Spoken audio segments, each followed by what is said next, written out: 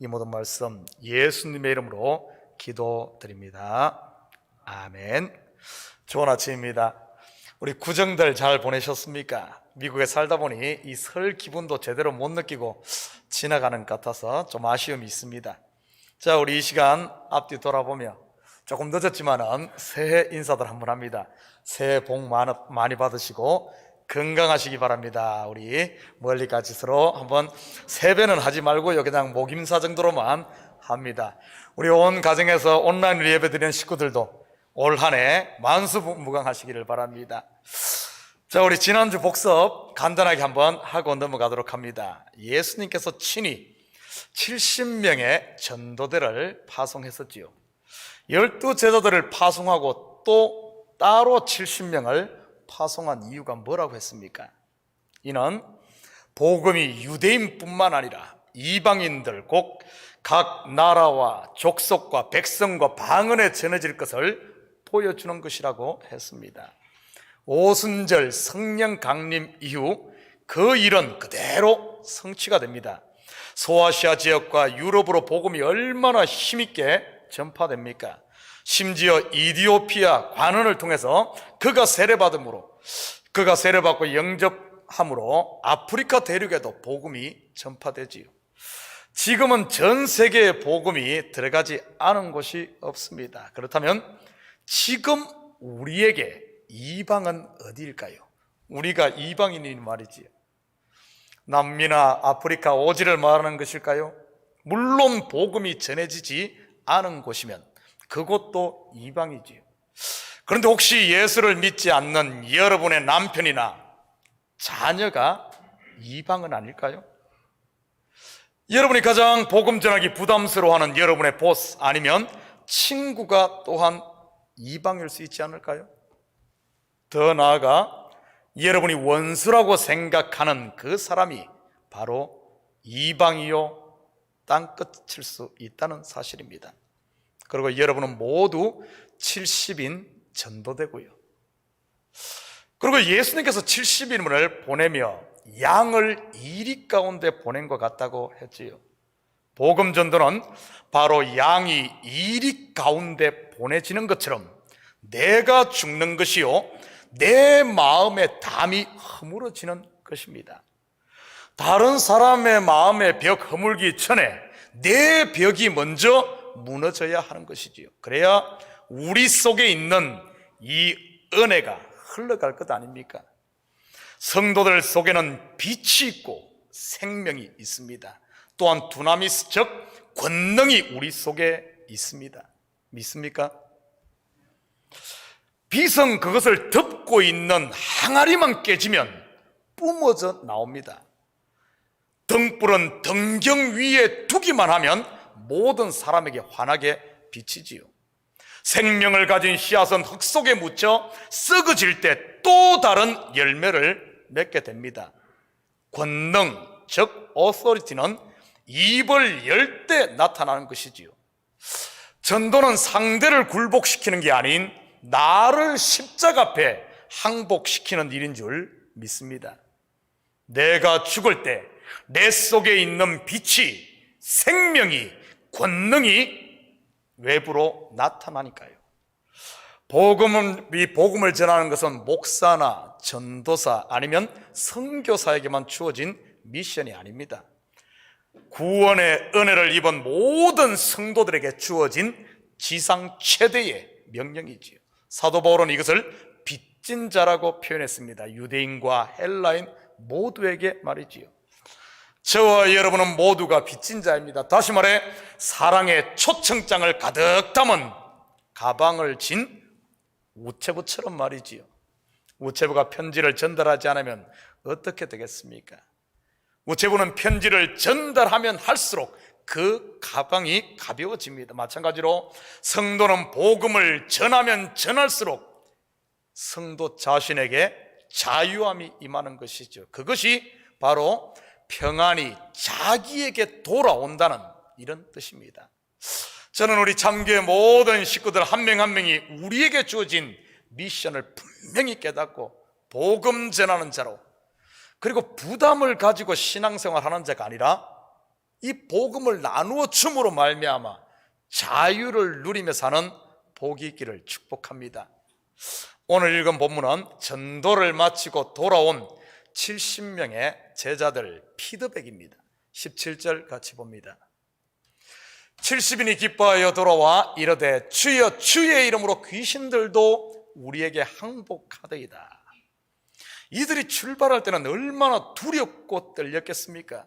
다른 길도 아니고 이리 가운데로 가는, 양이 이리 가운데로 가는 길이었으니 말이지요. 상식적으로 생각하면 이리한테 물리고 찢겨 팔도 하나가 없고 다리도 절며 돌아와야 정상 아닙니까? 아니면 들것에 실려오든지 말이지요.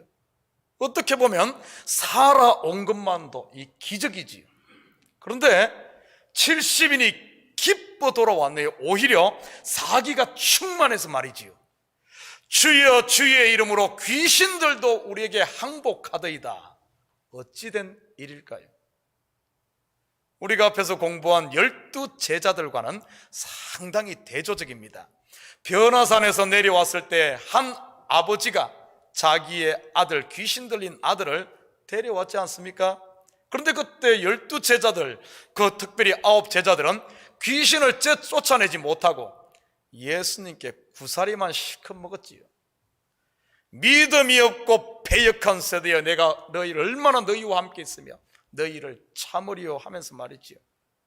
그런데 70명 앞에는 귀신들이 항복을 했네요.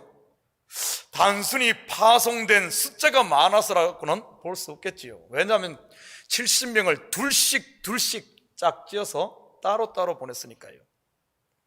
12 제자들 앞에 있는 귀신은 아주 힘이 센 대장 귀신이고 70인이 만난 귀신은 아마 힘이 없는 이등병 귀신이라서 그럴까요? 여러분, 무당 구달 때 보면 귀신들 서열이 있는 것 압니까? 이 제일 힘센 장군 귀신, 몽달 귀신, 처녀 귀신, 동자 귀신 하면서 말이지요. 서열이 높은 귀신이 서열이 낮은 귀신 쫓아내기도 합니다.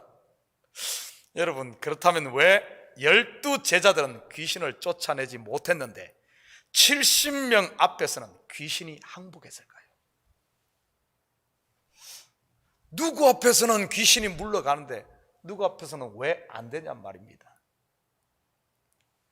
질그릇이 깨지지 않으니 어찌 이 빛이 드러나겠습니까? 우리 알다시피 제자들은 이 질그릇이 깨지지 않았어요.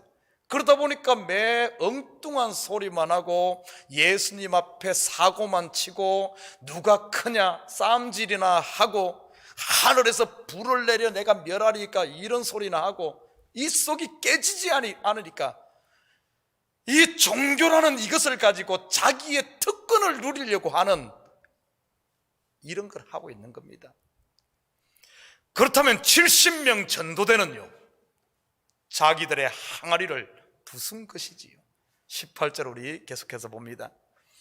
예수께서 이르시되 사탄이 하늘로부터 번개같이 떨어지는 것을 내가 보았노라. 제자들이 복음을 전하니 사탄이 하늘로부터 떨어졌습니다. 무슨 뜻일까요? 하늘에서 별똥별 떨어지듯이 휙 떨어졌다는 말일까요? 그렇다고 밤에 유성 떨어지는 것 보고 또 사탄 떨어진다 이런 소리 하지 마시고요. 여러분, 밤이 언제 물러갑니까? 아침에 태양이 떠오르면 물러가지요. 이 예배당 안은, 우리 교회 예배당은 창문이 없어 불만 끄면 칠흑같이 어둡습니다. 어떻게 하면 이 칠흑 같은 어둠을 물리칠 수 있습니까? 스위치 불을 켜자마자 어둠은 순간 사라집니다. 마치 번개처럼 말이지. 여러분, 어둠이 도망가는 것 봤습니까? 마찬가지로 잠이 오는 순간 거짓은 설 자리를 잃고 마는 것이지요. 예수 그리스도를 영접한 성도들 속에는 복음의 진리의 빛으로 이 속에 가득 채워져 있습니다.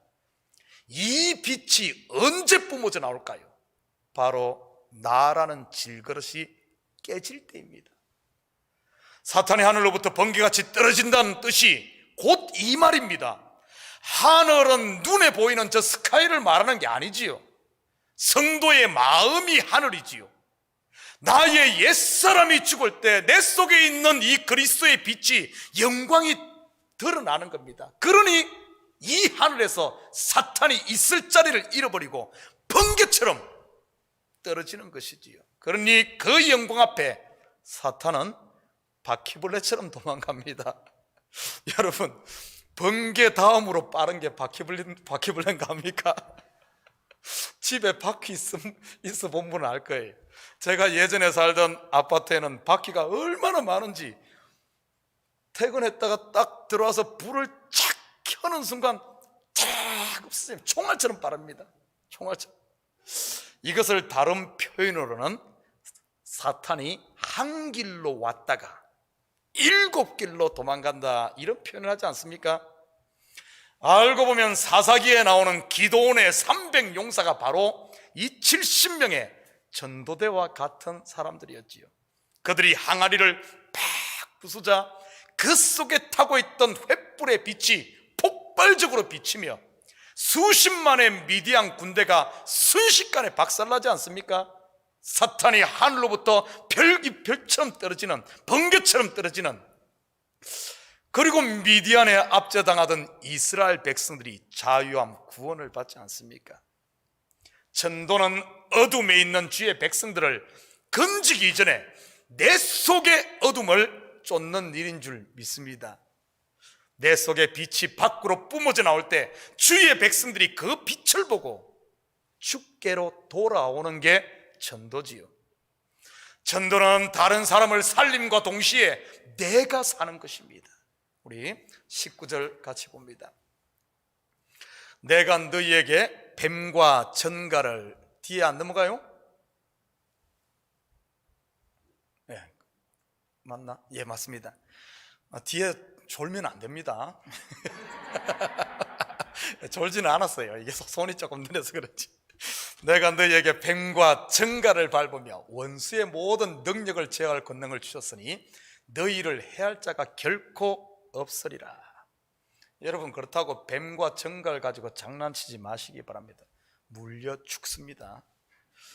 뱀과 전갈 특징이 무엇입니까? 전갈은 아주 작은 곤충입니다. 뱀은 어떨까요? 손이나 발이 있는 것도 아니고, 그렇다고 사나운 발톱이 있는 것도 아니고, 뿔이 있는 것도 아니지요. 그렇다고 힘이 있습니까? 빠르기를 합니까? 아무것도 없는데, 아무것도 없는 것 같은데 그 입에 독이 있지요. 전갈도 작지만 그 꼬리에 맹독을 가지고 있습니다. 작지만 맹독을 가진 이것은 무엇을 말하는 것일까요? 우리 야고보서 3장 5절에서 8절입니다. 이와 같이 혀도 작은 지체로 돼 큰 것을 자랑하도다. 보라, 얼마나 작은 불이 얼마나 많은 나무를 태우는가.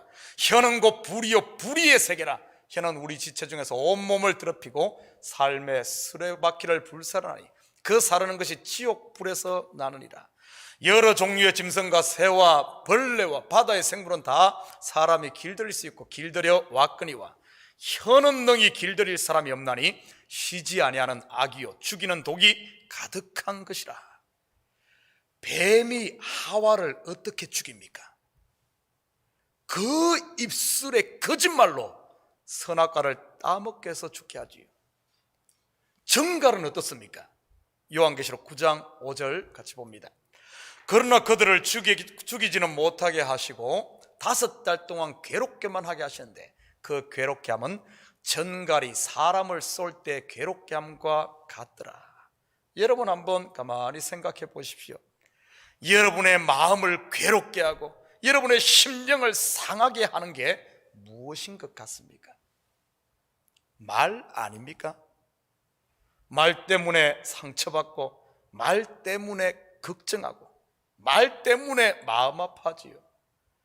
이 말이 뱀의 독처럼 사람을 죽이고 이 말이 전갈의 독처럼 사람을 괴롭게 하지. 혹시 여러분 가운데 근심과 걱정, 마음에 괴로움이 있는 분이 있습니까? 내일에 대한 불안함, 자식 걱정, 비즈니스 걱정, 건강에 대한 걱정, 돈 걱정, 나라 걱정, 핵전쟁 날까 걱정, 지구가 유성과 충돌해서 종말이 올까 걱정, 걱정, 걱정, 또 걱정, 임걱정. 왜 그런 줄 아십니까? 지금 뱀한테 물리고 정갈에 쏘여 그렇다는 것 아십니까? 혹 그런 분 계시다면 이 시간 말씀에 귀를 기울이시기 바랍니다. 여러분에게 제가 비밀 하나를 알려드리도록 하겠습니다. 바로 여러분이 예수 그리스도를 구주로 영접했을 때 여러분 속에는 이미 뱀과 정갈을 밟을 권세, 곧 오소리티가 벌써 주어져 있다는 사실입니다. 사단의 혀, 곧 거짓의 소가 여러분 속에 온갖 걱정으로 차 있다면 이제 여러분의 입의 권세로 사탄을 밟으시기를 축복합니다. 여러분의 입으로 선포하십시오. 나사렛 예수 그리스도의 이름으로 일어나 걸어라. 베드로와 요한의 외침에 안전뱅이가 일어나 걷지 않았습니까? 전쟁은 여호와께 속한 것인즉 그가 너희를 우리 손에 넘기시리라. 이 외친 다윗 앞에 골리앗이 쓰러지지 않았나요? 이러한 권능들이 언제 나타난 줄 아십니까? 우리 속에 분명 오소리티가 빛과 생명이 충만한데 바로 복음을 입술로 전하고 내가 그 복음으로 살 때 그곳에 오소리티가, 권능이, 능력이 나타나고 폭발하는 줄 믿습니다. 20절입니다. 그러나 귀신들이 너희에게 항복하는 것으로 기뻐하지 말고 너희 이름이 하늘에 기록된 것으로 기뻐하라 하시니라. 이 말을 귀신이 항복하는 것 기뻐하지 말라로 오해하면 안 됩니다. 여러분, 귀신의 매인자가 풀려나고 병이 치료되면 얼마나 기쁠까요? 기쁘지 않겠습니까? 당연히 기쁘지요. 속에서 기쁜데 기뻐 안 해야지 한다고 됩니까? 이 말은 귀신이 쫓겨나고 병이 낫고 문제가 해결되고 기도 응답을 받는 이런 갖가지 열매를 통해 내 속에, 우리 속에 하나님이 살아계시다는 이것을 발견하라는 것입니다. 내 속에 성령이 있기에 성령의 열매가 맺히고 내 속에 빛이 있기에 어둠이 물러가는 것이지요. 전도를 통해 내 이름이 생명책에 기록되어 있음을, 내가 하나님의 자녀라는 사실을, 이것을 보라는 말입니다. 혹시 여러분 가운데 나는 구원받은 사람인가 아닌가 의심이 자꾸 생기는 분 계신가요? 왜 없겠습니까? 왜 그런 줄 아십니까? 바로 귀신이 항복하는 것만 봤기 때문에 그렇습니다. 열매가 보일 때는 너무너무 기쁘죠. 그런데 때로는 열매가 안 보이면 힘이 쭉 빠지고 의심이 생기는 것입니다. 그런데 그 열매를 통해 내 속에 하나님이 계시고 성령이 계심을 발견하고 본 사람은요, 비록 열매가 때로는 안 보인다 할지라도 참고 기다리며 의심하지 않고 기뻐할 수 있다는 사실입니다. 우리 참교회 식구들 안에 구원으로 말미암는 이 기쁨이 충만하시기를 주님의 이름으로 축복합니다. 우리가 살다 보면 하루에 12번도 더 기뻐할 일과 슬퍼할 일들이 반복됩니다. 왜냐하면 우리가 세상에 발을 딛고 살고 있기 때문이지요. 그렇지만 마음속 깊은 곳 중심에 하나님이 주신 기쁨, 하나님이 자리하고 있음을 발견하고 아는 사람에게는 하루에 12번 안 좋은 일 일어난다 할지라도 그거에 마음 쓰지 않습니다. 저도 목회를 하면서 아주 힘든 일들이 있었던 때가 있었어요. 그런데 신기한 것은 세상에서 실망하면 할수록 내 깊은 속에 있는 참된 평안을 발견할 수 있었습니다.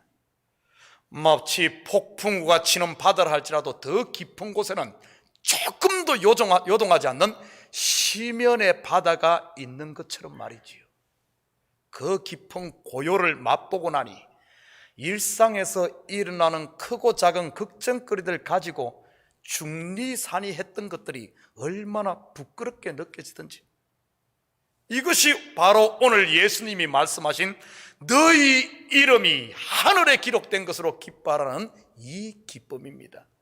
성도들은 바로 세상이 빼앗아갈 수 없는 기쁨의 근원인 이 샘을 속에 품고 살아가는 존재인 줄 믿습니다. 여러분 속에 이 샘을 발견하셔서 비록 조금 이 세상에 그런 일이 있다 할지라도 그런 것에서 자유와 먹고 참 기쁨을 누리며 사시기를 주님의 이름으로 축복합니다. 21절을 우리 계속해서 봅니다. 그때 예수께서 성령으로 기뻐하시며 이르시되 천지의 주제이신 아버지여, 이것을 지혜롭고 설기 있는 자들에게는 숨기시고 어린아이들에게는 나타내심을 감사하나이다. 옳소이다. 이렇게 된 것이 아버지의 뜻이니이다. 사도 바울은 예수님의 이 말씀을 십자가의 도라고 표현을 했습니다. 바로 복음 속에 숨겨진 비밀이란 뜻이지요. 고린도전서 1장 18절에서 21절입니다. 십자가의 도가 멸망하는 자들에게는 미련한 것이요 구원을 받은 우리에게는 하나님의 능력이라. 기록된 바 내가 지혜 있는 자들의 지혜를 멸하고 총명한 자들의 총명을 폐하리라 하였으니, 지혜 있는 자가 어디 있느냐, 선비가 어디 있느냐, 이 세대의 변론가가 어디 있느냐. 하나님께서 이 세상의 지혜를 미련하게 하신 것이 아니냐. 하나님의 지혜에 있어서는 이 세상이 자기 지혜로 하나님을 알지 못함으로 하나님께서 전도에 미련한 것으로 믿는 자들을 구원하시기를 기뻐하셨도다. 29절 한 절 더 봅니다. 이는 아무 육체도 하나님 앞에서 자랑하지 못하게 하려 하심이라. 대부분의 성도들이 전도하면은 이 전도에 대한 오해를 가지고 있습니다. 그래서 전도 이야기하면 아주 급부터네, 급부터. 아이고, 내가 어떻게 전도를 해? 내가 전도한다고 해서 누가 믿겠어? 나는 말하는 재주가 없어서. 아니면 세상에 나 같은 사람 보고 내가 나를 봐도 꾀죄죄하고, 이게 참, 그런데 누가 나를 믿겠어? 하고 말이지. 여러분 한번 생각해 보십시오. 예수님의 12제자 중 잘난 사람 있던가요? 예수님께서 파송한 70명의 전도대가 성공한 사업가, 성공한 정치가, 사회적으로 존경받는 저명 인사들이었을까요? I don't think so죠. 그리고 복음을 듣고 돌아온 사람들이 똑똑하고 영특해서 복음을 알아들었을까요? 아닙니다. 누가 복음을 듣고 돌아옵니까? 어린 아이들. 이 말은 단순한 나이가 어리다는 말이 아닙니다. 그렇다면 어린아이라는 이 말의 참뜻이 뭘까요? 바로 자기에게 소망이 없음을 아는, 자기 힘으로 살 수 없음을 아는 이런 죄인들을 말하지요. 똑같은 복음의 말씀이 어떤 사람에게는 자신의 전부를 걸 것 같은, 걸 만큼 이런 생명의 이런 말씀으로 들리는 사람이 있습니다. 바로 구약의 노아나 롯, 그리고 여리고 성의 이 기생 라합 같은 사람이지요. 그들은 자기의 전부를 걸고 그 복음을 듣고 따라갑니다. 그런데 똑같은 복음이 어떤 부류의 사람들에게는 농담으로 들리고 헛소리로 들리기도 하지요. 롯의 사위들이 그랬고 애굽의 바로 왕이 그랬지요. 분명 여기 앉아있는 성도들은 십자가의 도, 즉 복음의 비밀이 크게 들려졌기 때문에, 생명처럼 들려졌기 때문에, 전부라고 들려졌기 때문에 이 자리에 있는 줄 믿습니다. 22절입니다. 내 아버지께서 모든 것을 내게 주셨으니 아버지 외에는 아들이 누구인지 아는 자가 없고 아들과 또 아들의 소원대로 계시를 받는 자 외에는 아버지가 누구인지 아는 자가 없나이다 하시고, 구원은 우리가 설득을 잘해서 아니면 잘 속여서 그들이 믿는 것 아닙니다. 아들의 소원대로 계시를 받는 자가 믿게 되어 있지요. 계시를 받는다는 말은 하나님께서 열어서 보여주셨다는 뜻입니다. 하나님께서 빛으로 친히 찾아오셔서 이 사도 바울 다메섹 도상에서 친히 찾아오셨죠. 그러니까 사도 바울이 예수 그리스도를 영접했습니다. 빌립보성의 자주장사 루디아의 마음의 문을 하나님이 열어주시니 그가 사도 바울의 말을 청종하게 된 것이지요. 여러분이 하는 것 아닙니다. 우리는 복음을 전할 뿐이고 그 마음을 열고 그 속에 빛을 비춰 그를 살리는 이는 우리의 영역이 아닌 하나님의 계시를 통해서 하나님이 하신다는 거예요. 하나님이. 그런데 우리는 내가 하려고 하니까 이 전도 그러면은 겁부터 나고 나는 안 돼 이렇게 오해하고 있기 때문에 그렇습니다. 23절입니다.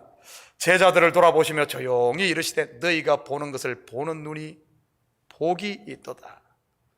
예수님을 보는 자가 복이요 말씀이 들리는 자가 복인 줄 믿습니다. 바로 지금 예배하는 저와 여러분이 복받은 사람들이죠. 또한 여러분이 전하는 이 복음을 받는 사람들이 이 복에 함께 참여하는 줄 믿습니다. 사랑하는 성도 여러분, 전도는 내가 보고 들은 것을 전해주는 것이요 또한 우리가 말씀을 통해 보고 들은 대로 내가 사는 것이 전도입니다. 예수님처럼 그리고 믿음의 선진들처럼 말이지요. 여러분은 삶의 현장에 파송된 그리스도의 증인이요 제자들입니다. 이 한 주간도 분명 여러분 속에 있는 복음의 빛, 복음의 생명, 그리고 복음의 권능으로 말미암아 크고 작은 기쁨의 열매들이 틀림없이 여러분 가운데 열리고 또한 여러분 그 열매들을 볼 겁니다. 그럴 때마다 오늘 말씀 기억하시고 눈에 보이는 열매들로만 기뻐하지 마시고 그 열매를 통해 여러분 속에 내 속에 임마누엘로 계시는 하나님을 보시고 그 하나님으로 기뻐하시고 마르지 않는 이 사랑의 샘물, 감사의 샘물, 기쁨의 샘물 우리 속에 있습니다. 우리 속에. 여러분 조금만 마음에 빈틈을 내셔서 좀 더 우리 믿음 있는 식구들은 확 깨서 이 샘물을 여러분의 삶의 영역에 흘려보내므로 여러분의 삶의 현장이 물된 동산처럼 이런 풍성함을 누리고 사는 이런 복된 한 주가 되기를 주님의 이름으로 축복합니다. 같이 기도하십시다. 사랑의 아버지 하나님 참으로 감사드립니다. 주님께서 친히 빛으로 생명으로 능력으로 우리 속에 찾아오셔서 우리 속에 임마누엘로 함께 하심을 참으로 감사를 드립니다. 아버지 하나님, 나라는 내 생각, 내 꿈, 내 욕심이 아버지 하나님 울타리를 치고 막고 있지는 않습니까? 하나님, 이제는 십자가 앞에 우리가 섬으로 말미암아 내가 깨어지고 내가 부서짐으로 내 속에 있는 예수 그리스도의 생명이 빛이 어둡고 험한 세상 가운데 비춰짐으로 아버지 함 지금도 어둠에 매여 있는 주의 백성들을 빛 가운데로 인도하는 참으로 주님이 기뻐하시는 우리 성도들 삶이 될 수 있도록 우리 주님 축복하여 주시옵소서. 주님이 나를 통해 역사하시는 이것을 보며 하나님과 함께 기뻐하며 우리의 이름이 생명책에 기록된 이 사실을 발견하고 기뻐하는 이 한 주간 되게 도와주시옵소서. 감사드리며 예수님의 이름으로 기도드립니다. 아멘. 자, 우리 다 같이 찬송 502장